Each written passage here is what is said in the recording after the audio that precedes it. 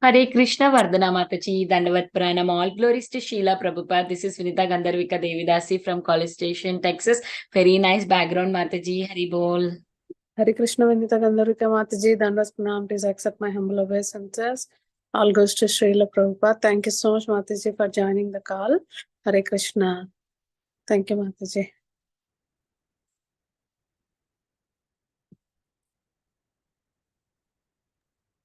Hare Krishna Vardhana Mataji. All glory to the Prabhupada and Guru Maharajis. My humble obeisances to you and all the devotees. This is Krishna Kumari Devdasi. Hare Krishna Krishna Kumari Mataji, Dandas Pranam, please accept my humble obeisances. All goes to Srila Prabhupada. Thank you so much, Mataji, for joining the call. Hare Krishna. Hare Krishna Vardhana Mataji, Dandavat Pranam to you and all Vaishnava. Srila Prabhupada, Srila Gurudev ki jai. Vrinda. Hare Krishna Vrinda Gopika Mataji, Danvas Pranam, please accept my humble obeisances. All goes to Srila Prabhupada. Thank you so much, Mataji, for joining the call. Hare Krishna. Hare Krishna Mataji, Dandavat Pranam. Savitri Subramanian from Chennai, Mataji. Hare Krishna Thank you. Shakti Mataji, Danvas Pranam, please accept my humble obeisances. All goes to Srila Prabhupada. Thank you so much, Mataji, for joining the call. Hare Krishna.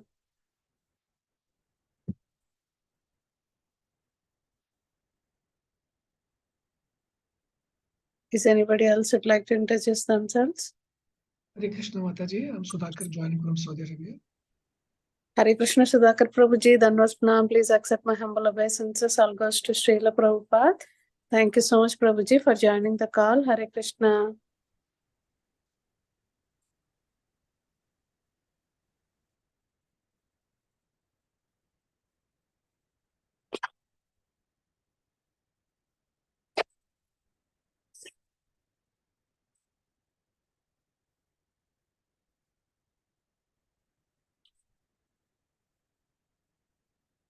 Mataji, Prabhuji already joined. Can we start, Mataji, or shall we wait for some time? No, Mataji, will start. It's Prabhuji. Okay. I just saw Prabhuji. Yeah. Give me a minute, Mataji. I'm giving him co-host. Yeah. Sure, Mataji.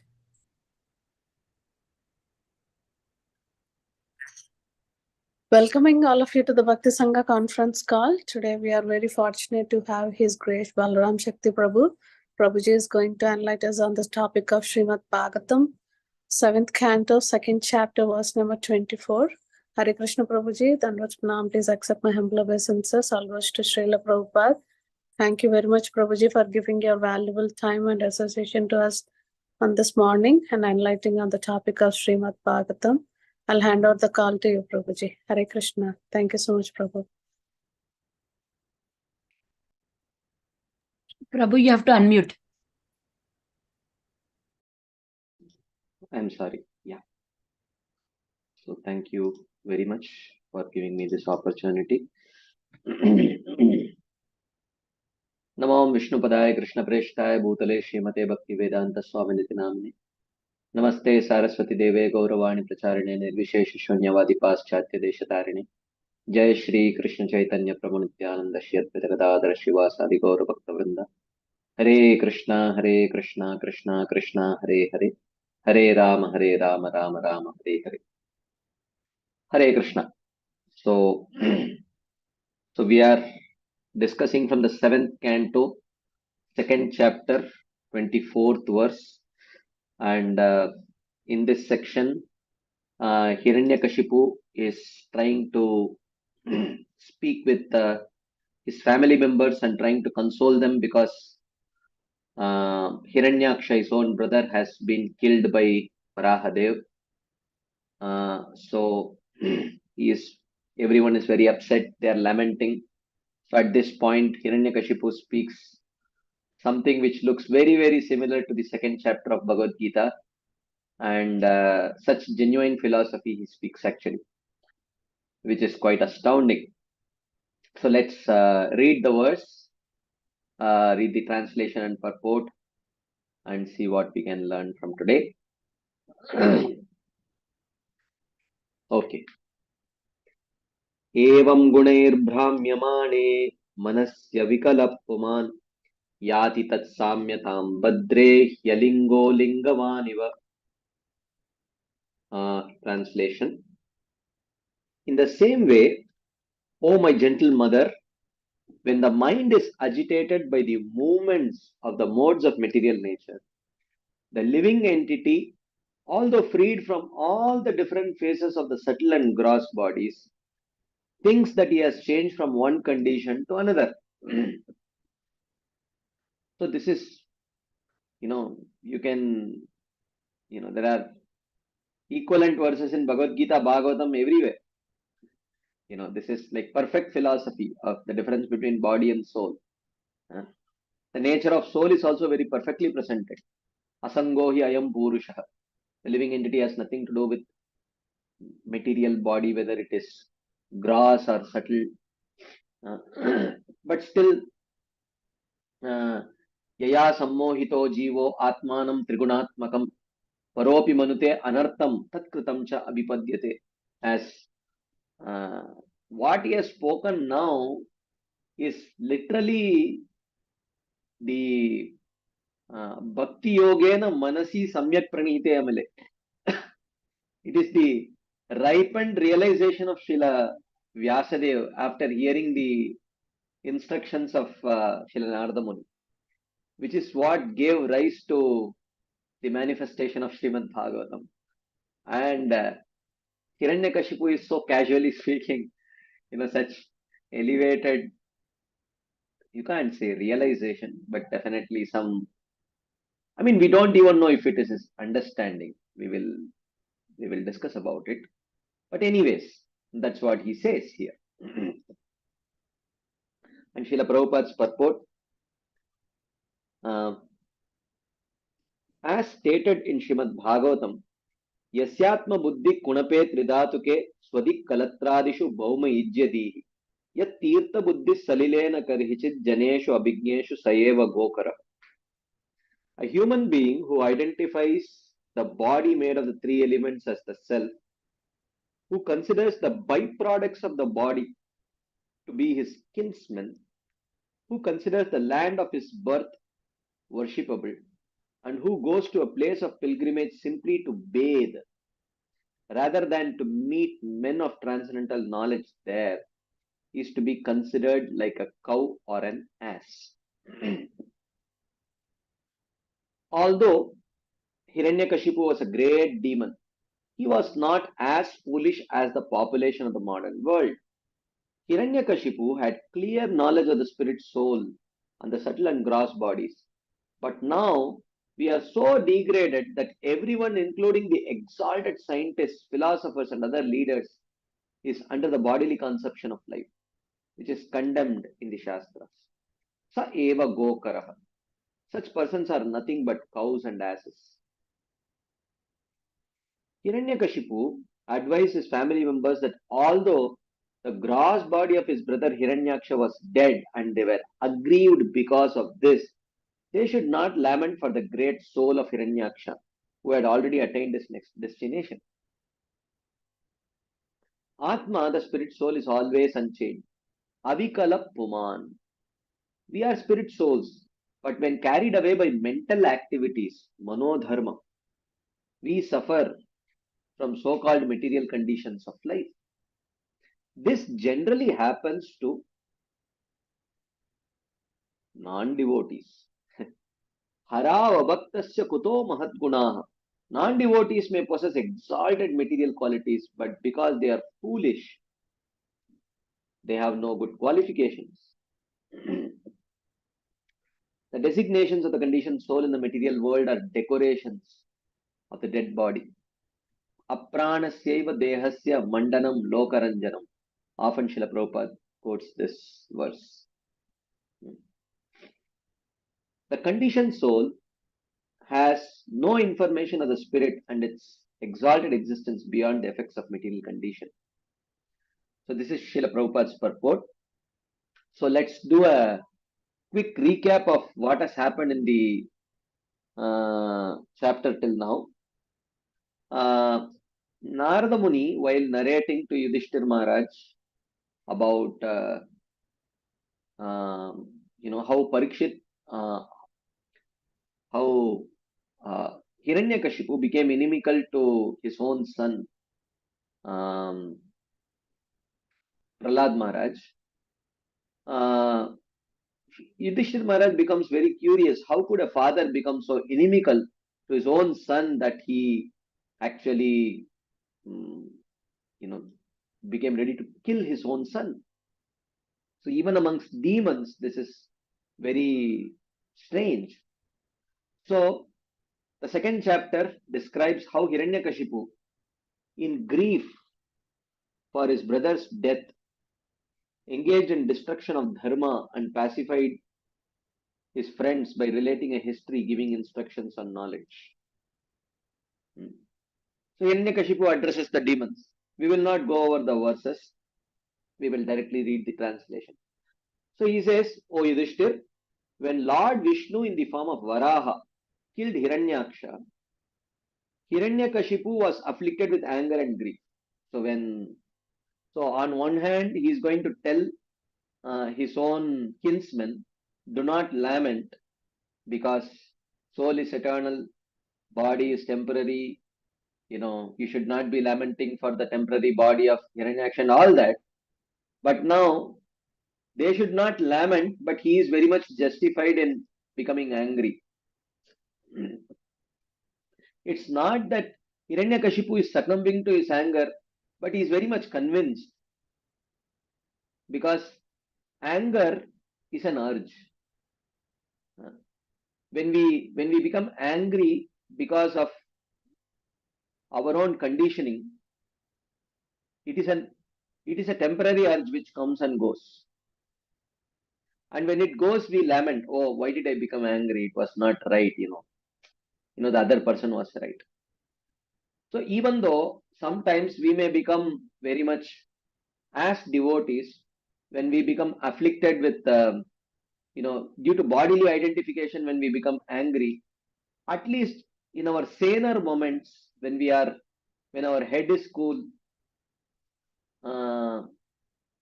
we understand that this is not right. I should not be lamenting in this way. I should not become angry in this way. But this is not the case of Hiranyakashipu. Hiranyakashipu is convinced. He has a total philosophy to back. So even though he is quoting Shastra, but he does not actually believe in this Shastra. So he is using the Shastra just as a tool to, sort of pacify his kinsmen. He himself does not believe in this philosophy completely. Whatever is utility is the principle. So he is willing to utilize even a philosophy which he does not believe in. But it is quite useful for the purpose. So therefore these demons, they do not actually have faith in the conclusions of the Shastras. They may use some words of the Shastras in a very utilitarian sense to accomplish their immediate purposes. But in real sense, they don't trust the Shastras. In the 16th chapter of Bhagavad Gita, when Krishna talks about divine and demoniac qualities, if you see, there are 3 levels in which he speaks about divine and demoniac qualities. So in the beginning of the 16th chapter, Krishna says, what is divine? Abhayam sattva samshuddhir jnana yoga vyavastitihi danam damascha yajnascha swadhyayastapa arjavam ahimsa satyam akrodha, and so on. He describes about the divine qualities. And what is demoniac? Dambo, darpo, abhimanascha, krodha, parushyameva ajnanam chapi chatasya partha sampadamasurim. Pride, arrogance, conceit, harsh speech. These are demoniac. So this is one level. So level 1, when he says, is qualities. Okay. But then Arjuna thinks, well, if this is what defines a demoniac person, then often I catch myself displaying all these qualities. Damba, Darpa, Abhimanam, Krodha, Parushyam, Evacha. Maybe I must be demoniac then. Then Krishna says, oh no, no, no. Daivim sampad vimokshaya nibandhaya suri mata. Mashicha sampadam daivim abhijatosi pandava. He says, oh, don't worry, Arjuna, you are born with divine qualities or divine nature. Now one may wonder how. Then Krishna describes a even more deeper understanding of what differentiates divine and demoniac. He says it is not just qualities. Qualities may follow, but qualities are secondary. But what it is value system. A world view or a value system. What is demoniac worldview? Asatyam apratishtamte jagat ahuranishwaram aparaspara sambhutam kimanyat kama haitukam. In the middle chapter, he describes the demoniac worldview. They say, oh, there is no controller. Everything is happening by itself. There is no one controlling. Ultimately, lust is the real cause of the manifestation of this material universe and all that. These kind of worldview, they are convinced of this. Even though sometimes they may exhibit external qualities which are very pleasant. And Prabhupada also mentions this in this purport. Harava bhaktasya kuto mahadguna. The good qualities seen in a foolish person are not really good qualities, like that, Prabhupada says. So a more foundational difference is their worldview. You may have a very, very soft-spoken, gentle atheist. And you may find a very harsh, you can say, theist. Because a worldview is born out of one's faith. Harshness and other such qualities are one's swabhava. One may have a rajoguni or a tamoguni swabhava, but one may have a worldview which is theistic. So it is this theistic worldview which differentiates a divine and demoniac person. It is not just the quality. So it gives a deeper understanding of what differentiates divine and demoniac. But then, towards the end of the chapter, he gives an even deeper understanding of what differentiates divine and demoniac. He says it is the pramana. So he says,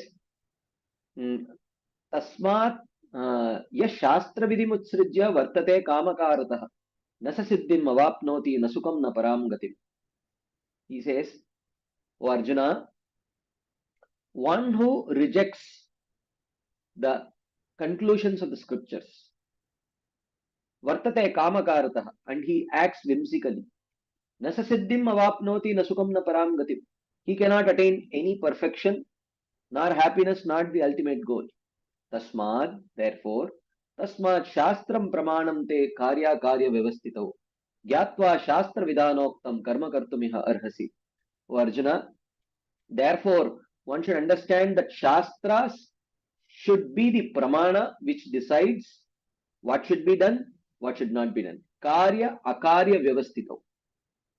Gyatva shastra vidanoktam karma kartumiha arhasi. Therefore, one should act according to the edicts and instructions of the Shastras.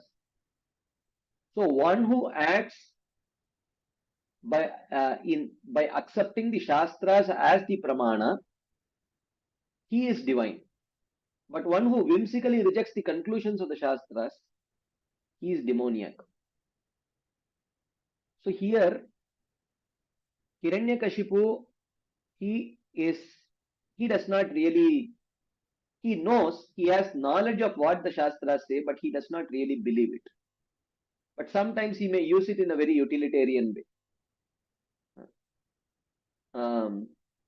So that's why Krishna says, Agyascha ashraddhadanascha samshayatma vinashyati. Nayam lokosti naparo nasukam samshayatmana. There are three categories of people who do not have faith. Agya, one who does not know what is there in the Shastra only.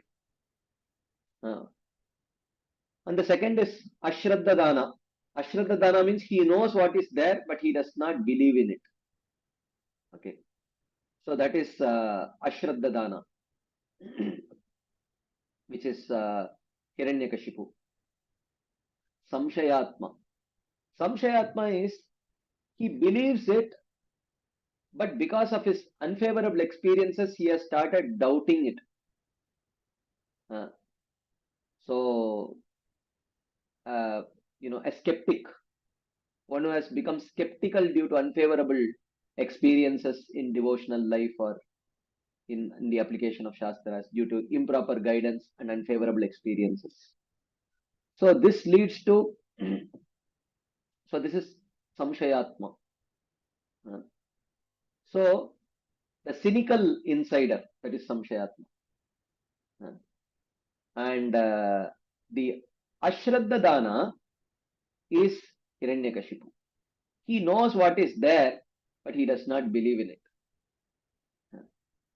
So, like for example, one of my aunts, she is I'm certainly not comparing her with Hiranyakashipu. She is a very wonderful human being.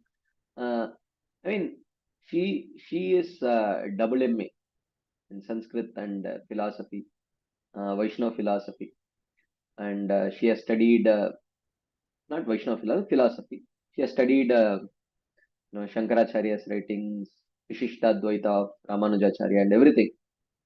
She can quote in Sanskrit. What is the argument of Shankaracharya and how Ramanujacharya refutes it, and what is the counter argument and everything, and how Ramanujacharya establishes Lord Narayana to be the supreme and everything. But suddenly, when she is in deep trouble, she will be like Sai Ram, Sai Ram, Sai Ram, Sai Ram, like that. And when she is happy, oh Sai Ram, Sai Ram, Sai Ram, Sai Ram, like that. So in one sense, like she knows the arguments and counter arguments and how everything. But when it comes to practical worship, it is, Sai Baba, right? So this is, but sometimes they may quote certain things in a very utilitarian way.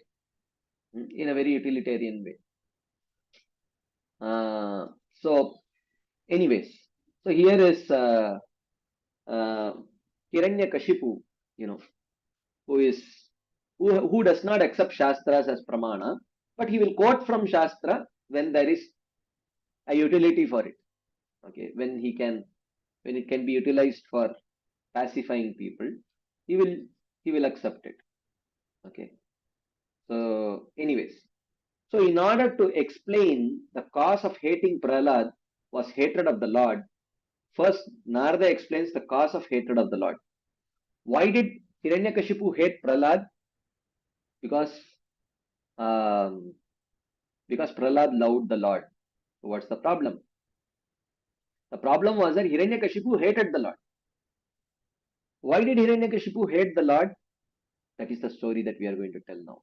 So Hiranyaksha was killed by Varahadev, Lord Narayana in the form of Varaha, and Hiranyakashipu became too much aggrieved, so he started. And when Prahlad Maharaj started taking shelter of that same Lord Narayana, he became inimical to his own son. So filled with rage and biting his lips, Hiranyakashipu, gazing at the smoky sky with eyes that blazed in anger, he spoke, exhibiting his terrifying teeth, his fierce glance and frowning eyebrows, frightening to see. He took up his trident and began speaking to the assembled demons. He said, O Danavas, Daityas, O Dvimurda, Trayaksha, Shambara, and so on. All of you, please hear me and then act without delay. He says, sapatnair ghatitah shudrair bhrata me daitah suhrit parshni grahena harina samenapi upadhavanaihi. He says, Kshudrair sapatnair. Sapatnair means enemies. Kshudrair, insignificant. My insignificant enemies. Who are they? Upadhavanaihi. The Devatas. Harina, they have now joined with Lord Hari. And who is this Hari? Samena api. This Hari is supposed to be equal to everyone. He very proudly says, Samoham sarva bhuteshu. He is supposed to be equal, but um, uh, but he has given up his equality. And what he has done? Parshni grahena ghatita. Parshni grahena ghatita means backstabbing, unfairly killing, in a very unjust way, not following the rules of military science, military rules. Parshni grahena means from behind they have attacked my brother. Me suhrit daitah bhrata. My very dear friend and brother Hiranyaksha, they have killed. So this Vishnu, who was supposed to be, who claims himself to be very equal to all, he has sided with the Devatas out of greed. So which means the Lord has given up his godness. So therefore, I am justified to, kill him. Upadhavanaihi, because he has become very, very much attached to their worship. He has become very much attracted and he has become dependent on their worship. So then, says, Tasya त्यक्त स्वभावस्य घृणेर माया वनौकसः भजन्तं भजमानस्य बालस्येहव अस्थिरात्मनः मत्शूल भिन्न ग्रीवस्य भूरिणा रुधिरेण वै असृत् प्रियं तर्पयिष्ये भ्रातरं मे गतव्यतः. So now that he has established a justification for wanting to kill the Supreme Lord, he is building upon that justification. He says that tyakta tasya swabhavasya. Tyakta, his Lord Vishnu has given up his swabhava of being neutral because of his greed, because he is attached to this puja la pratishta which these devatas are giving to him. So therefore he has given up his neutral nature. So even though he was shining with this wonderful quality of neutrality, Maya Vana Okasa, now he has become just a Vana Okasa, a wild animal under the control of Maya. He has also become he has also come under the control of Maya. He has become a wild animal under the control of Maya. Bhajamanas, Bhajantam Bhajamanas. He has accepted the nature of an ordinary person. Bhajantam, he has accepted the nature Bhajamanasya of an ordinary person. Balasya iva astiratmanah, astira atmanah, unsteady mind. And you see how he is acting unsteadily like a child. You give a chocolate to the child and ask him to do any stupid thing, the child will do. Even though as human beings, such actions are, one should not be acting in that way. But because a child is very asthira atmanah, yes, a child has very unsteady mind. Therefore, he acts. When you give a chocolate to the child will act in any way you want because the child is very unsteady in his mind.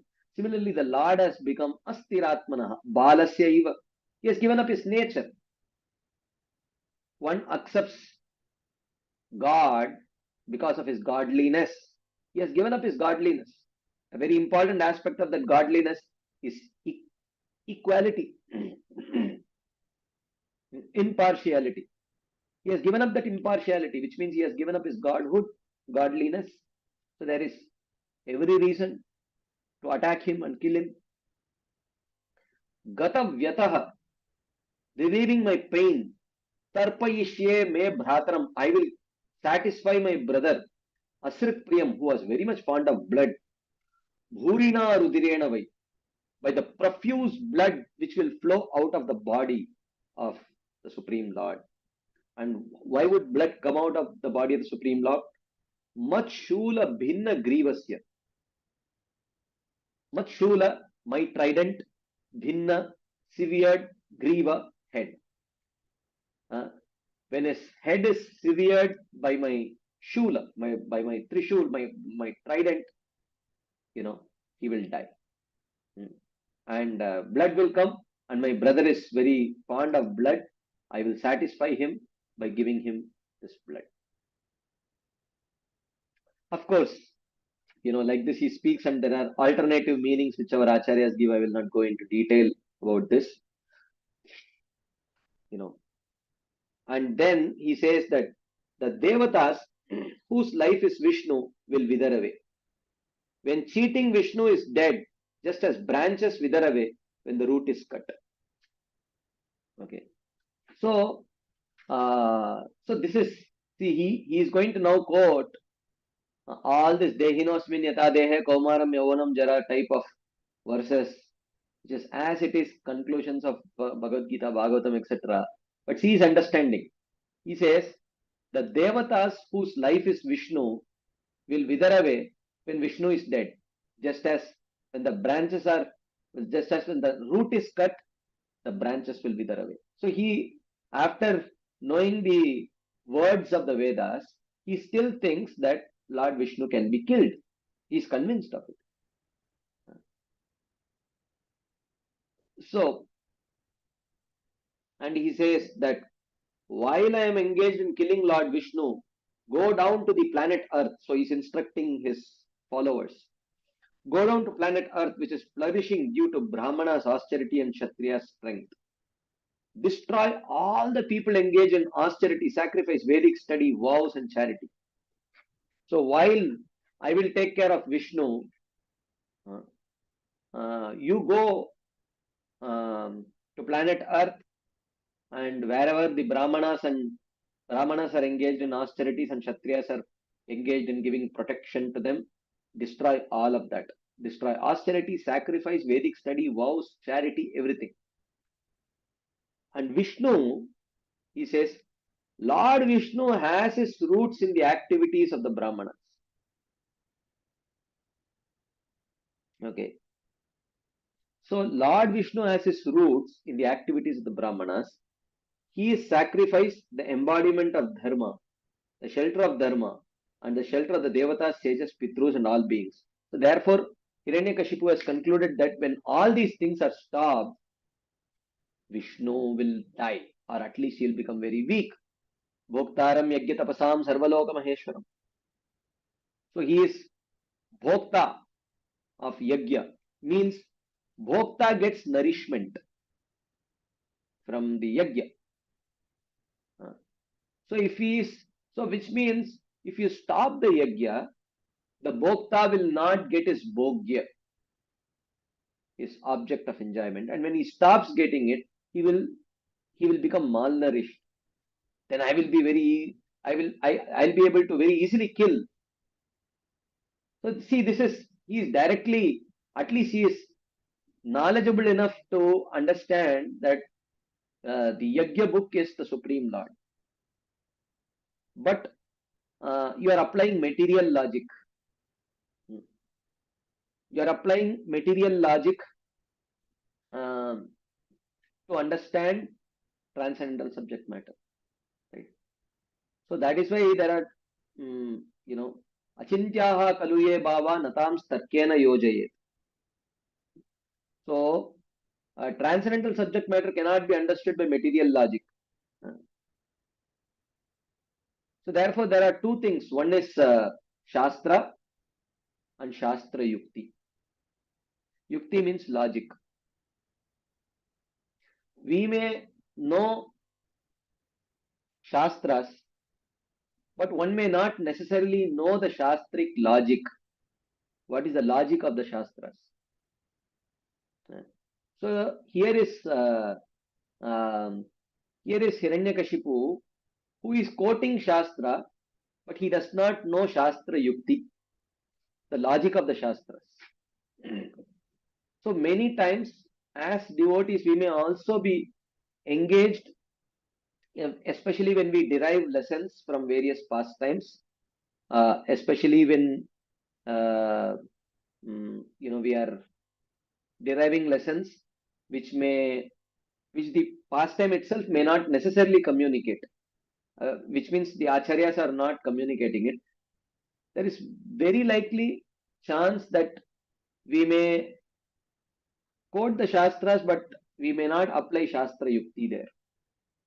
That is why Srila Rupa Goswami, in defining a Uttamadhikari, he says, Shastre Yuktau cha Nipuna, Sarvata Drida Nischayah, Prauda Shraddodhikariyah, Sabhakta Uttamo Mata. So, he talks about a Uttamadhikari to be one who is not just proficient in Shastra, but he is proficient in Shastra Yukti, the logic of the Shastra, the conclusions. So here is Hiranyakashipu, who is going to quote Shastras, but he does not know the logic of the Shastras.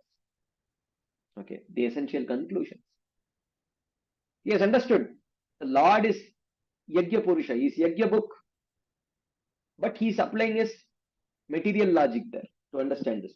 Oh, just like I get nourishment from food, if food is stopped, I become malnourished, I become weak, then very easily I can be defeated. So if the Supreme Lord is Yajna book, he is Tapo book.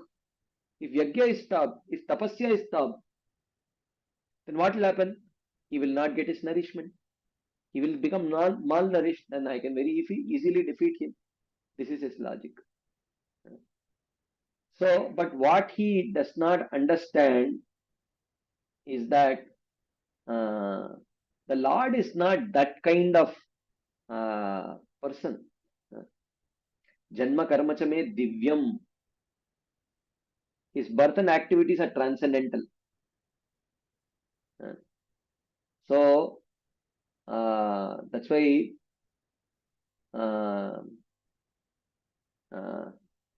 what is it? Martyam annam yadatyagat. Bhagavatam says, and Purusha Sukta also says. The Lord, yes, no doubt, is the bhokta of that yajna, but he accepts it purely for the benefit of the person who performs the sacrifice. He does not gain any nourishment from that. Anyways, but this is his logic. So he says, go wherever there are cows and brahmanas, study of the Vedas and activities of Varnashrama, burn the cities and cut down the trees. Okay, and the demons, being very fond of evil, Kadana Priyaha, they took Hiranyakashipu's instructions on their heads. Shirasa Adaya Bhartru Nirdesha. They just like Bharat Maharaj carried the slippers of Lord Ramachandra on his head. These demons carried the instructions of Hiranyakashipu on their head. And with great respect, and began persecuting the citizens. The demons set fire to the cities, villages, pasturing grounds, flower gardens, etc. And some of the demons took shovels and broke down the bridges, the protective walls and gates of the cities. Some took axes and began cutting the trees that were producing fruits. Some of the demons took firebrands and set fire to the residential quarters of the citizens. When all the people were disturbed repeatedly by the followers of Hiranyakashipu, the Devatas, not receiving the results of sacrifice, left the heavenly planets and unobserved by the demons began wandering on earth. So then, of course, the Devatas started becoming affected by that, but the Supreme Lord does not. So after performing the death rites of his brother, grieving Hiranyakashipu consoled his nephews. So he said, O king, Hiranyakashipu judging time and place, Desha Kalagya. He understood at this stage, Desha Kalagya is utilized not in a very glorifying way. In this, this here Desha Kalagya just indicates that he is very crooked.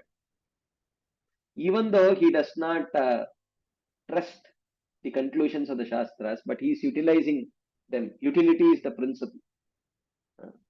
Judging time and place with sweet words, spoke to his nephews and his nephews and also his mother Rushabanu and his own mother. Rushabanu is the wife of Hiranyaksha, and Diti is his own mother. They are all grieving for the loss of Hiranyaksha, and he speaks. Hiranyakashipu says, "Oh, my dear mother, sister-in-law, and nephews, you should not lament for the death of the great hero, for a hero's death in front of his enemy is glorious and desirable." So this is what Krishna tells Arjuna, right? So to die, hatova prapsasi swargam jitva va bokshase mahim. And in other verses also he says, to die in front of the enemy is glorious. If you die on the battlefield, while fighting, you attain Swarga. It is very glorious. You are rewarded for that. And he says, oh, you know what? Persons are brought together to live in one place according to karma, and they are taken away by karma. Just as living entities gather at a watering hole and then depart. So in that way, you should not be lamenting because, the living entities come together by karma. They are taken apart by karma. So you should not lament. And this is just after he has instructed his own followers to go and destroy everything, and it's not a momentary vacho vegam, manasa krodha vegam, jihva vegam, udaropastha vegam. This is not a vega. For devotees, these are vegas. Yeah, internally they know that they should not be engaging. This kind of activity is not appropriate. But the force of the conditioning pushes them and makes them very incapable of overcoming those urges. As Arjuna says, Atakena prayuktoyam papam charati purushaha anichannapi varshneya baladiva niyojita. What is pushing me to act even though I don't act in this way, even though I don't desire to act in this way? Anichan, I don't have ichha, but still someone is pushing me like that. And then he says, again, the Atma is eternal, without decay, it is pure, capable of going to all planets, experiences life everywhere, and is different from the body. By its ignorance, the Atma accepts for itself a subtle body in order to accept and reject various gross bodies. Wow, this is perfect. Tehinosmin etadehe kaumaram yavanam jaha antavanta ime deha nityasyoktaha sharirinaha, and so on. So many, nitya sarvagata stanur achaloyam sanatanaha, like that. All these understanding about the difference between body and soul, the nature of body, the nature of soul, everything he is saying actually, right? And then he is giving some very powerful analogies to explain this.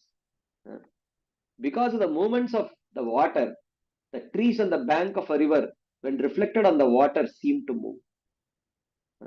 So when the water moves, the reflections on the water moves. Similarly, when the eyes move because of some mental derangement, the land appears to move. So in the same way, Ichcha dvesha sukham dukkam sangatas chetana dhriti etat kshetram samasena savikaram udahritam.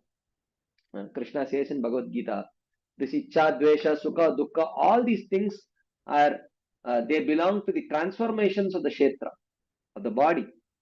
But when the living entity identifies with the body, then he thinks he is also undergoing all those transformations.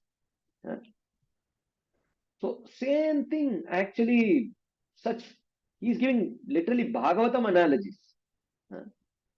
So tree does not move, but the reflection, when the water moves, the reflection of the tree on the water moves. But if someone thinks the reflection to be the real tree, then they will think that the tree itself is moving. Similarly, Ichcha, Dvesha, Sukham, Dukkham, all these things are transformations of the gross and subtle body. But if one identifies with the gross and subtle body, they think that they themselves are also experiencing those transformations. Right? So today's verse. Evam gunair bhramyamane manasya avikala puman. Avikala puman. The puman is avikala, pure. So, yati tat samyatam badre hyalingo lingavaniva. Oh, my dear gentle mother, when the mind, evam manasi, gunaihi bhramyamane, when the mind is agitated by the movements of the gunas, and the living entity who is identifying with the mind which is agitated by the movement of the gunas, so the living entity, although pure, alinga, he is not identical with the subtle body, yati tat samyatam, the living entity takes on the qualities of the mind, or imagines to take on the qualities of the mind. Lingavaniva, as if he were the subtle body. This is what he says. So, now this is the argument presented by Hiranyakashipu here, and in the purport of this particular verse, Srila Prabhupada very beautifully brings out this. He quotes this verse: Yasyatma buddhi kunape tridatuke swadik kalatradishu bhauma ijyadi yas tirtha buddhi salilena karhichit janeshu abhigneshu sayeva gokara. So here Prabhupada is quoting this verse by mentioning that what is Gokara consciousness? One who thinks body to be self to be the body, and whatever belongs to us, one thinks that it is Kalatra Adishu, wife, bank balance, husband, etc. And what is worshipable? He thinks that one's place of birth is worshipable. And what is a place of pilgrimage? Yes, Tirtha Buddhi. What is a place of pilgrimage? Salile, a water body where I can go and take bath and wash away all my sins. Like that he thinks. This is quoted. So I will just take this verse and let's try to explore this verse. There is a very beautiful illumination on this particular verse, which is given in Jaiva Dharma.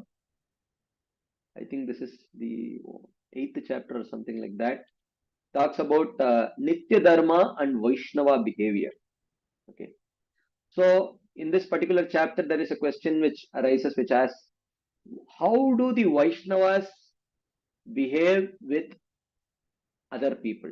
What is Vaishnava's behavior with others? Okay. So in response to this, it is mentioned that we will read, and there is a very nice illumination on this particular verse. We will try to understand this. Those who have embraced this path of bhakti are divided into 3 groups: Kanishta, neophyte, Madhyama, intermediate, and Uttama, topmost. The first of these types is described in Srimad Bhagavatam. So the Kanishtadikari are, here this is a Prakrita Bhakta. So Bhagavatam's Kanishtadikari, Bhagavatam's definition of a Kanishtadikari is not even a devotee. He is a Prakrita Bhakta, or a materialistic devotee. So what is this thing? अर्चायाम एव हरये पूजाम य श्रद्धये हते न तद भक्तेषु च अन्येषु सबक्त प्राकृत स्मृतः. A prakrita or a materialistic devotee does not purposefully study the Shastra. I mean, here purposefully, uh, you know, should be taken to mean studying with a purpose. Purposefully means it's not like adamantly refusing to study the Shastras. Purposefully means studying with a purpose. That's how we should understand this usage of this word here. A Prakrita Bhakta does not purposefully study the Shastra and try to understand the actual standard of pure devotional service. So, which means he does not study the Shastras with a purpose of trying to understand what is the conclusion of the Shastras, because he is not completely convinced that the Shastric guidance is needed for shaping his practices and his goal and everything. Therefore, he does not study. So, Archayam eva haraye. So, he worships the deity form. Shraddhaye hate. Pujamya shraddhaye hate. Archayam eva haraye. Pujami hate. So, he performs worship of the deity form, Shraddhaya, with some kind of faith. Natad bhakteshu cha anyeshu. But he does not show respect to the devotees. Sabhakta prakrita smritaha.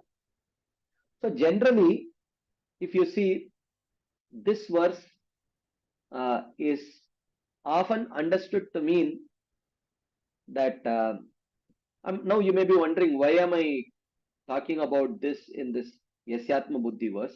I will tie the loose ends. Give me a few minutes. So, oftentimes it is understood that a Kanishtadhikari is one who respects the deities, but he does not respect the devotees. But this is not a very complete understanding, actually. This is not a very complete understanding. So, a Prakrita Bhakta, he's a materialistic person. So, now my question to you is, you can please raise your hands if you have had this experience. How many of you have experienced devotees who have very good attachment to the deity forms, but are disrespectful towards the devotees? How many of you have observed this? You know, they may worship the deities with respect, but when it comes to devotees, they may not be very respectful. You can just raise your hand. Hare Krishna, Prabhu. Yes, Prabhu. Prabhu, I have seen many devotees who come new. They think that we have to respect only Krishna. And others, they don't treat as Mamai Vamta Jivaloke. So I try to make them understand that if you displease anybody, Krishna will get displeased, because all are children of Krishna. I don't know how to make them understand. Yes. Thank you, Prabhu. Thank you. Okay. So, actually, it is not that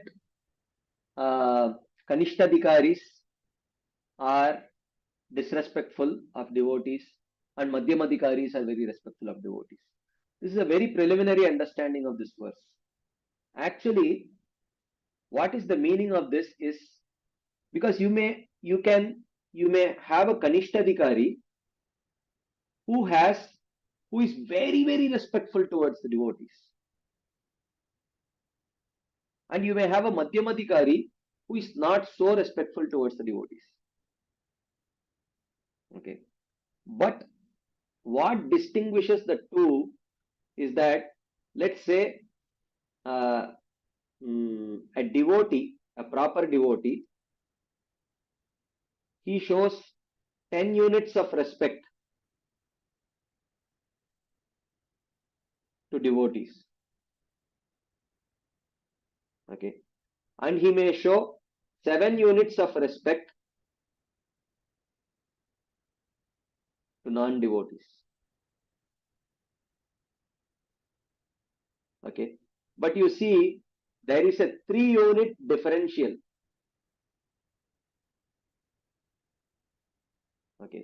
There is a 3-unit differential.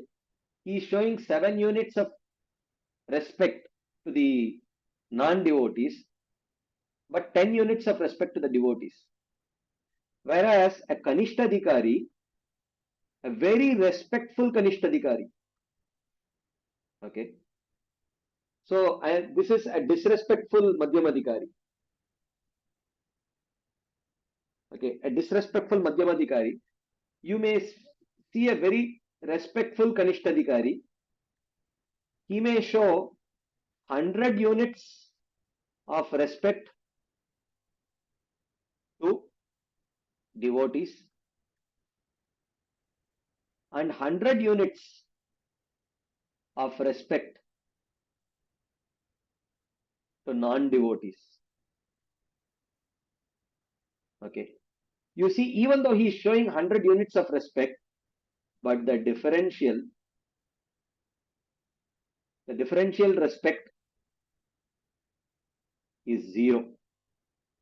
Okay. It is this differential respect which defines or which distinguishes a Kanishtadhikari from a Madhyamadhikari, and it is not the absolute respect itself.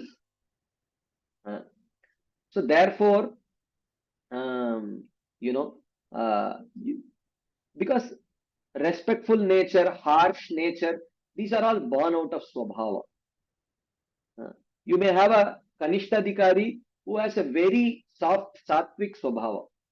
You may have a Madhyamadhikari who may have a Rajasic Swabhava. So if you see a Madhyamadhikari who has a Rajasic Swabhava, he may be disrespectful, he may be harsh in his speech,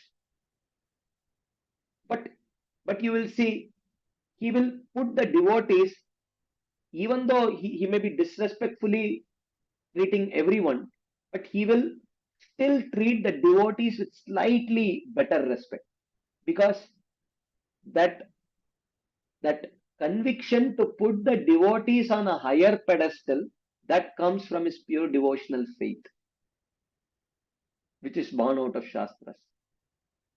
But this respectful Kanishtadhikari, even though his Swabhava is very sattvic, and because of which he is, giving respect comes very naturally to him, but because he does not possess that faith which is born out of Shastras, which is inspiring him to put the devotees on a slightly higher pedestal. So therefore you will see he will give the same respect to the devotees and non-devotees. So he will not put the devotees on a higher pedestal. So it is the differential respect that distinguishes a Kanishtadhikari from a Madhyamadhikari. It is not respect in itself. So therefore you may find disrespectful Madhyamadhikaris who are, who of course by practice of bhakti gradually they will develop better qualities. They will become more and more respectful. But in progressing more and more, the differential between the respect that he gives for the devotees and non-devotees will increase. So this is something that we need to understand. Anyways, so consequently, he does not show proper respect to advanced devotees. He may, however, follow the regulative principles he has learned from his spiritual master or family tradition and worship the deity in the temple. He is to be considered as being on the material platform, prakrita, although he is trying to advance in devotional service. Such a person is a bhakta praya or bhakta abhas, a neophyte devotee, for he is but a little enlightened about the Vaishnava philosophy. Little means none. He is not enlightened about the Vaishnava philosophy. One who worships the deity of the Lord with faith, but neither respects the created living creatures of the Lord, nor worships and serves his devotees with devotion, is a prakrita bhakta. Already it has been established that Shraddha or faith is the seed of devotion. To worship the deity of the Lord with Shraddha is certainly bhakti, but without worshipping and serving the devotee of the Lord, one cannot execute Shuddha Bhakti. So he does not have that faith. He may have a favorable swabhava, but he lacks that faith. Faith creates the differential. Faith creates the differential. Okay. And swabhava contributes to the respect itself. Okay. The respect itself comes from swabhava. But the differential, that is contributed by the faith. Okay. So this position of serving the Lord but not as pure devotee can be described as being at best a step inside the portals of the realm of bhakti. Srimad Bhagavatam says, now here he quotes, Yasyatma buddhi kunape tridatke swadik kalatradishu bhauma ijyatihi yat tirtha buddhi salilena karhichit janeshu abhigneshu sayeva gokaraha. So, while oftentimes when Prabhupada quotes this verse, the focus is on the first 3 lines. Okay, first 2.5 lines. Yasyatma buddhi kunape tridatuke swadik kalatradishu bhauma ijyadi yat tirtha buddhi salile. Okay, false ego is characterized, or ego is characterized by 4. Swabud, Atma buddhi, Swabuddhi, Ijya buddhi, and Tirtha buddhi. Okay. So, for a materialistic person, Yasyatma buddhi. Who am I? I am this body made of Tridhatu.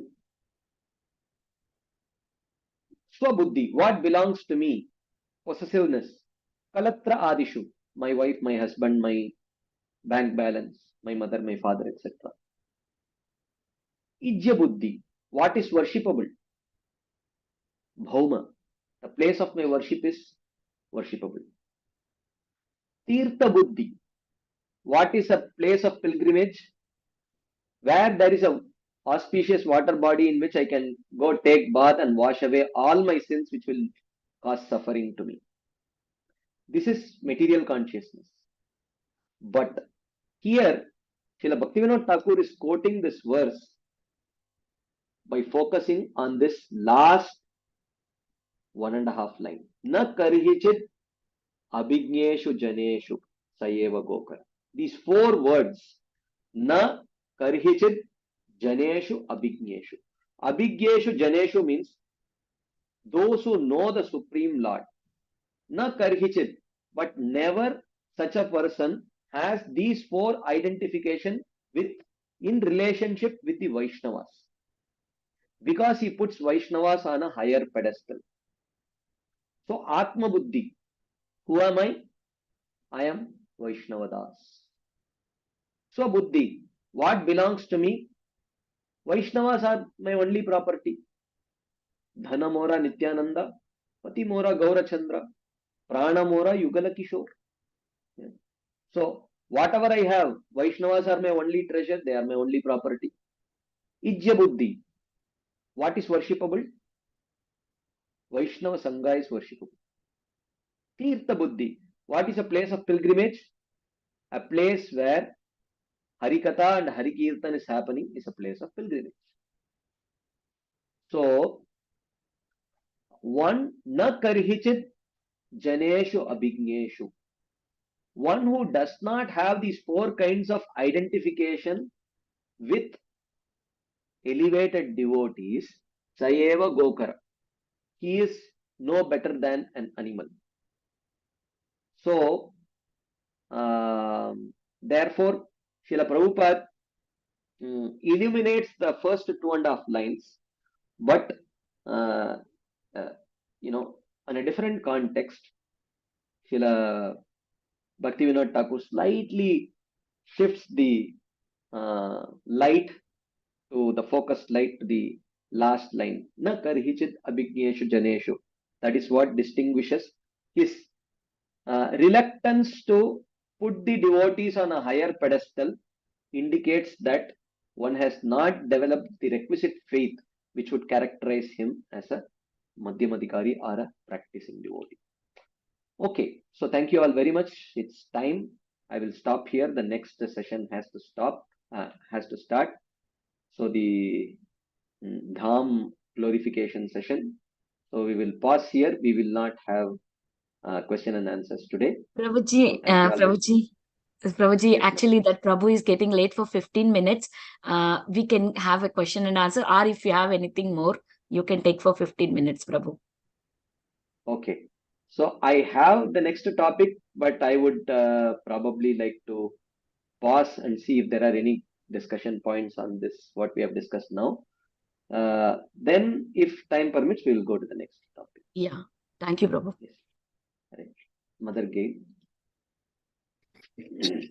Hare Krishna Prabhu. Yeah. You know, Hiranyakashipu, you described him as being Ashwadana, right? Yeah. And so I found that he did have enough shraddha, isn't it, to supplicate Lord Brahma and perform such severe austerities.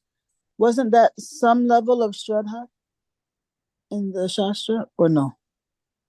Yeah, I mean, you can say in the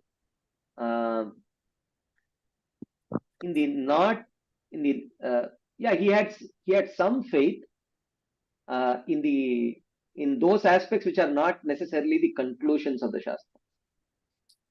Mm-hmm. So the essential conclusions, the take-home message, Yeah. He didn't have the faith in the essential take-home messages of the Shastra. Yeah, he just picked and chose what was, expedient for him to get what he wanted. Yeah. Yeah, cherry picking. Yeah, cherry picking. One thing I found very interesting about him, though, is that, he was so demoniac, yet he seemed to have had so much affection for his brother. It's like you wouldn't put Good you brought out this point. I wanted to touch on this point. Well, there is a very kind of extreme understanding about the demons, as if they don't possess any affection or anything like that. It's not like that. They have a lot of affection. Everyone appreciates a sense of warmth. Even animals do. And actually, the demons are supposed to possess a slightly elevated consciousness, even compared to the animals. So definitely, there is appreciation of affection and all those things. But just that when those for whom they have that affection, when they start challenging something which is even more dearer, their own body or something like that, then they don't think twice. Hiranyakashipu was literally with tears in his eyes. He was kind of embracing Prahlad Maharaj with all affection. But when he started glorifying Lord Vishnu, immediately he became ready to kill him. So the thing is, even in the most self-centered, conceited people of this world, there is affection and other such things you do see in them, but it's all very fleeting, transient. When their ego is touched, then immediately that affection vanishes like that. Yeah, so I was thinking that the difference is that, since both asuras, they both have affection, but the difference is that the asuras, their affection is like solely on the bodily platform, no? Even the devatas may they may be in the bodily platform only, not necessarily, because even though some of them may theoretically understand, but when they may have problems practically applying it. Some of them may actually, even theoretically also, they may be in a very mere pious platform. They may have very basic understanding. Yeah, but so then It's- even them, what I'm saying is that as long as your affection is on the bodily platform, it is still very transient. It's not any kind of deep thing, whether you're Yeah. Devata or Asura. Yeah, true. Mhm. I just want to, one final thing, Prabhu, I just wanted to confirm that if you don't have that differential esteem or value Respect. for devotees, then you are disqualified as Majjhima, is it? Yeah, I mean, here Bhagavatam's Madhyamadhikari is sadhaka, a basic sadhaka. So if one is unconvinced of giving that differential respect towards devotees, he is not even qualified to be a sadhaka. Right. Yeah. Okay, so so sadhaka is not enough to be sadhaka to be Majjhima. You have to also have that differential Faith, differential respect, yes. Yeah, so just being sadhaka is not enough. Yeah, I mean, of course, here we are getting a little bit confused with the terminologies. When I say sadhaka, I am talking about practitioners of pure devotional service according to the guidelines of the Shastra. Yes, but if you are a practitioner according to the guidelines of the Shastra and you don't have that differential respect, then even though you are sadhaka. No. So such a person is not, such a person's faith is not considered to be faith which is born out of Shastras. Okay. Thank you, Prabhu. That is considered to be sentimental faith, actually. Okay. Thank you. Next. Lalitangi Radha Mataji. Prabhuji, Dandavat Pranams. Thank you so much for your wonderful, reigns of sessions, giving us so many different aspects of Krishna consciousness. So, Prabhuji, one common question from this Yasyatma Buddhi verse is why Krishna is comparing to a cow. Because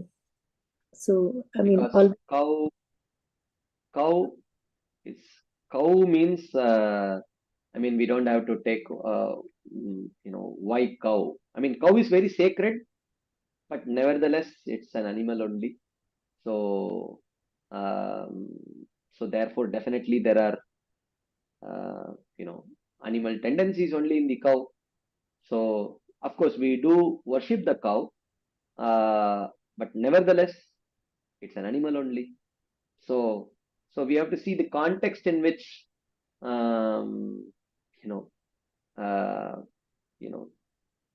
it is used. So, like for example, in an Indian household, if someone is not studying, then they will say that, okay, I will get you a few cows, you go and graze the cows. It's not that they are demeaning, Goraksha here, but there is a context to it. So it's a Gokara is not to in any way to demean cow, but it is just to indicate that it's animal consciousness. That's what it means. Thank you, Prabhu. Thank you. Hare Sugakar Krishna Prabhu. Hare Krishna Prabhu. Yes. Pranam. Prabhu, Hiranyakashipu, when Hiranyaksha died, he was telling about Bhagavad Gita, all this shloka and everything.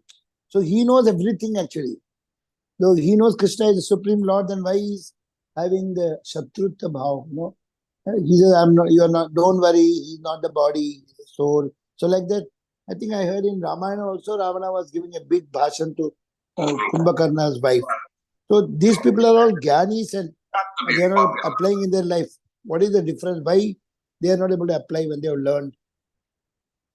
Because they don't have faith. He's using this only in a very utilitarian way. Others. There is for others.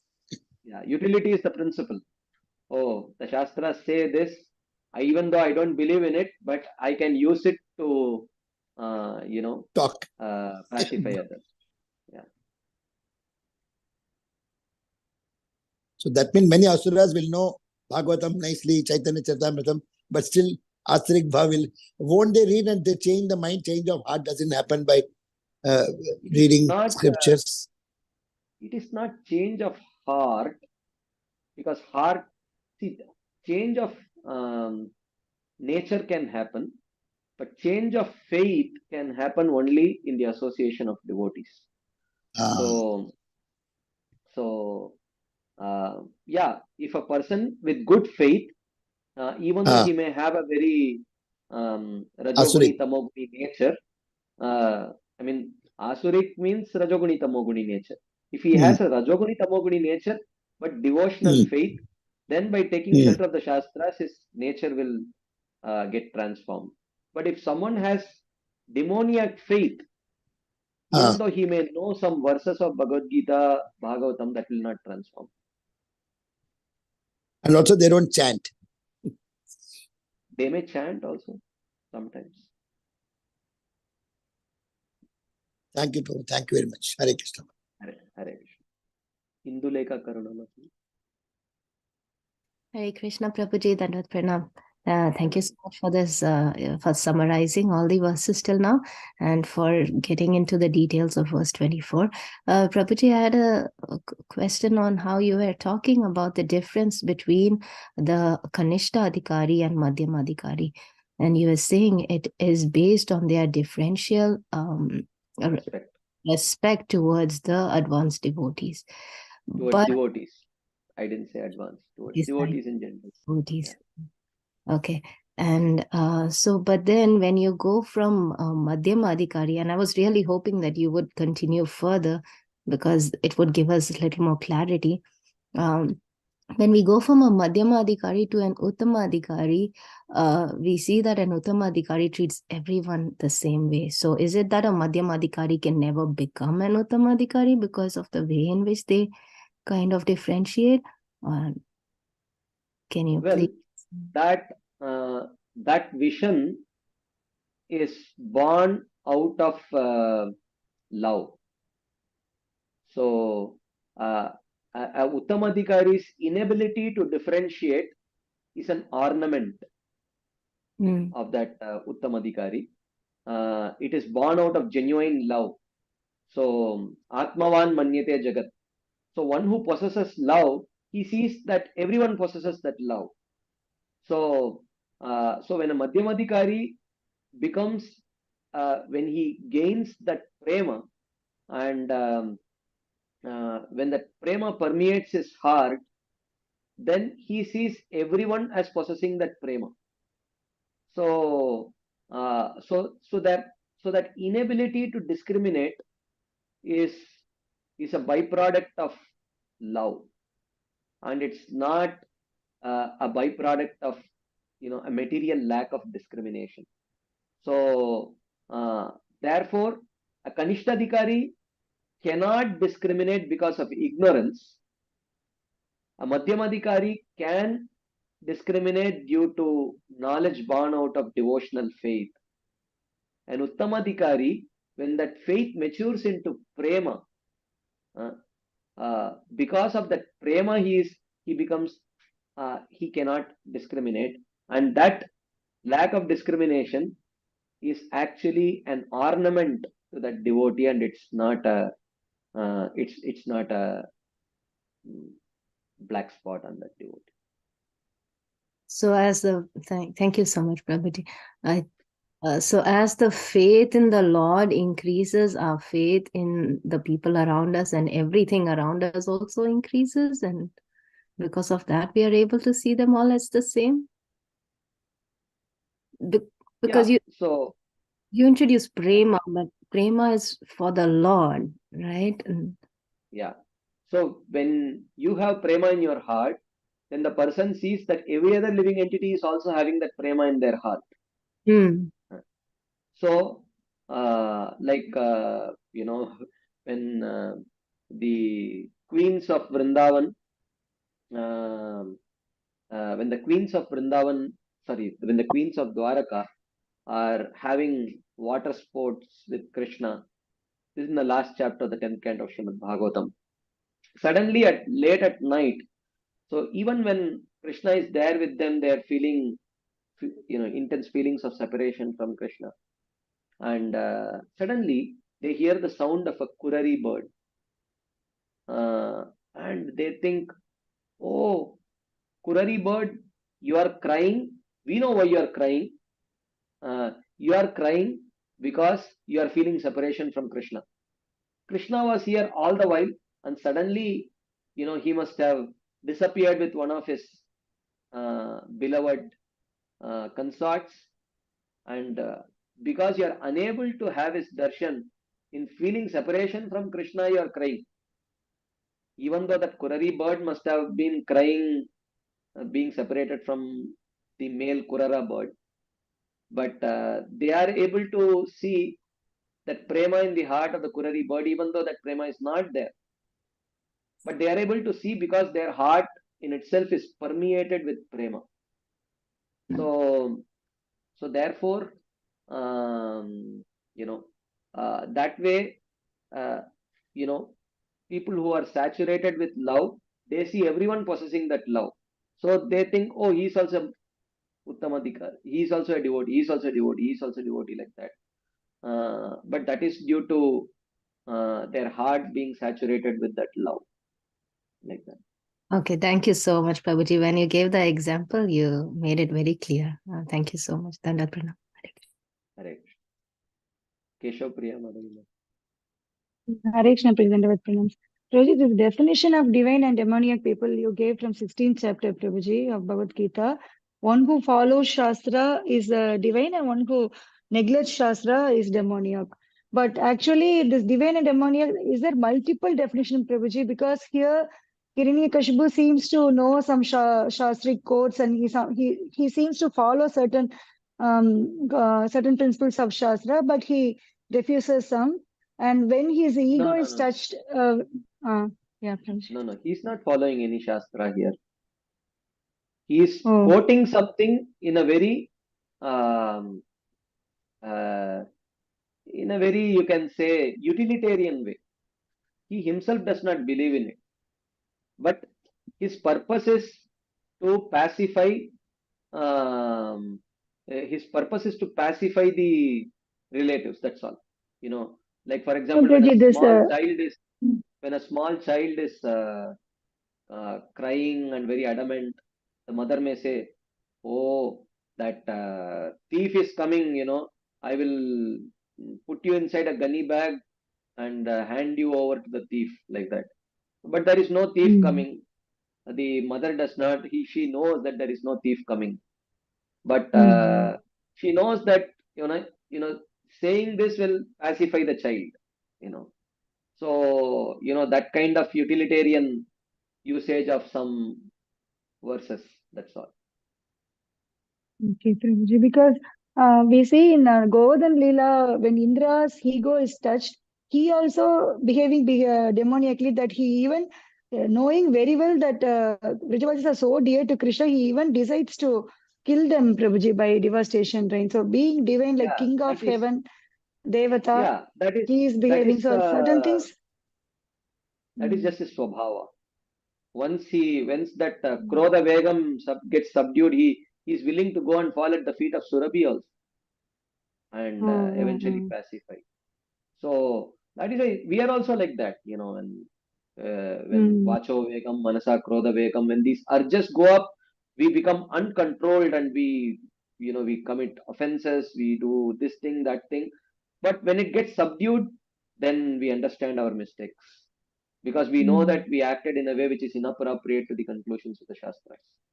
But for one who does not believe in those Shastras, so it is not just the urge of anger. He is convinced that he is waging the right battle against his enemy. He's convinced that, the Lord is his enemy. So, but for Indra, it's the momentary thing. Once he comes back to his senses, then he is willing to go and fall at the feet of Surabhi, go and fall at the feet of Krishna, like that. So these people are learning Shastra. Is it Prabhuji, Hiranyakashipu, Kamsa? Everyone speaks Shastra so well.